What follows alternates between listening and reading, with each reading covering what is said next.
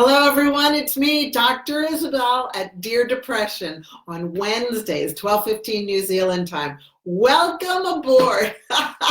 Now, why am I doing Dear Depression? Well, very simply, because I had an ugly journey of 20 years through depression, anxiety, and my whole goal is to help you shorten your journey so that you're over on the other side and you're powered up and tooled up so that you don't have to go back there again. And if you start drifting back in there, you self-correct right away because you have the tools. You are empowered with the tools to reclaim your thinking, your health, and just like step away from the buffet of depression and anxiety, okay? So that's what I'm here with you today. Now, we're studying the pillar relationships and the power of relationships. Last Wednesday, I talked about two different types of relationships. There's good relationships, healing relationships, relationships that will give you growth. And then there's the death relationships, relationships that will cause your demise. Today, we're going to be speaking about death relationships, and in particular, friends that could cause your demise, okay? All right, so that's the glasses that we're wearing today. So you've heard the saying, you are who you surround yourself with. Now, Robert Kiyosaki says it brilliantly when he says, your closest friends, your 5 closest friends, have a look at your 5 closest friends and you will know where you will be in 5 years. That kind of took me back because I had some really close friends, but I didn't realize that they were cynical, they were negative, had nasty habits, they had poor mindsets, they had terrible emotional intelligence, emotional fitness. They let everything overcome them, and then they would do stupid things like spend too much money or eat too much food or smoke too many cigarettes or drink too much alcohol. So that kind of took me back, and I was like, I don't want to be where they are, because Robert Kiyosaki says you will be where they are in 5 years, because what happens is the people around you bleed into you. They're contagious. They're like, it's like an injection. And how they are, how they live, how they speak, you become like that. So that's why it's so important to make sure that you're surrounding yourself with good people, people that have a good vocabulary and they don't cuss all the time, because cussing is such a waste of the English language. There are some beautiful words in the English language that we should all be using instead of this poor language. It's just, it's offensive. And then you also want to be reading people, well, what I mean by that is making sure that you're reading positive books that lift you up and have them become your new friends. Like, I've got some amazing good new friends that I keep close to me that don't even really know me. They're just kind of like my mentors. But the key is you want to surround yourself with people that will help you grow. A case in point, when I was 9 years old, my mom said, stay away from such and such and such and such. They were on both sides of the street. And I said, why, Mom? And she goes, because they're bad influence. They're going to make you do bad things. I was like, nah, nobody can make me do anything, Mom. That was me at 9 years of age.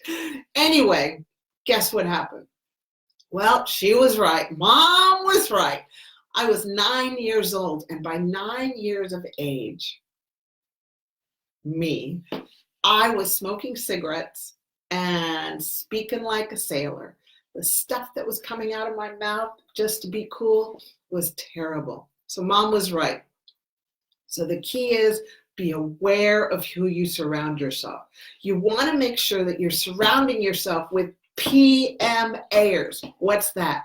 A PMAer is a positive mental attitude person. That's Chef Michael and I call them PMAers. We love PMAers.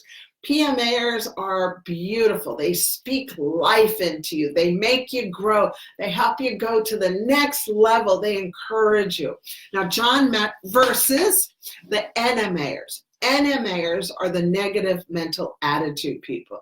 And they are stinky. They got a perfume. You see them coming and they got a frown and they're complaining about everything. They can't stand positive people because they're just like, ugh, they just see the badness in everything. And I used to be like that. So I know what it's like to be an NMAer. So you have to self-correct and go to the buffet of being a positive mental attitude person, but that takes time. So give yourself time. Now, John Maxwell, I love John Maxwell. He's one of my favorite mentors. He says, to encourage people is to help them gain courage they might not otherwise possess. That's beautiful.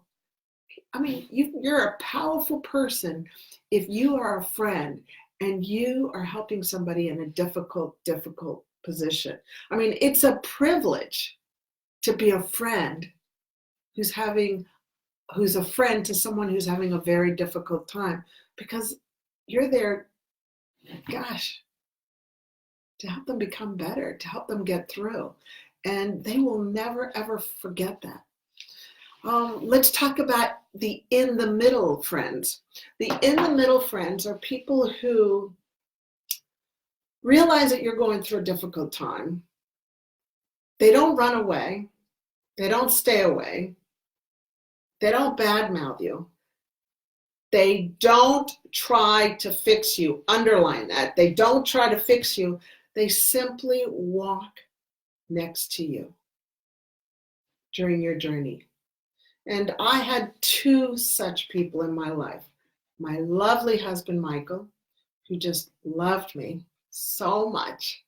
And then a wonderful friend who came into my life 5 years ago when I was going through a really, really hard time. And her name is Vicky Kozier. And Vicky walked with me. We would go for walks, 1 or 2 hour walks, and we would just talk, and she wouldn't try to fix me. She would just love on me. So make sure you've got people that will walk in the middle with you, okay? So to wrap up and land this plane, there's the pillar of relationship. And that's so important in your healing in all aspects. But right now, we're specifically speaking about depression, anxiety. Make sure that you know the power of relationships in your life. Make sure you are awake of the good friends you have and the friends that can bring about your death. And if you've got friends that bring about your death, then you can keep loving them, but respectfully put a fence, and they're not allowed in because they will infect you. So be very, very cognizant of that, okay? I hope that helps. Mwah! Have a wonderful day. Go out there and make a positive difference and love unconditionally, okay? And before I leave, I wanted to ask you a question. I've been speaking for the last 10 minutes. Now I want to ask you, do you have a group of friends that you need to step away from? And do you have a group of friends that you need to walk towards and get closer to because of their influence? Let me know. Just leave it in the message below. Have a wonderful day. Bye-bye.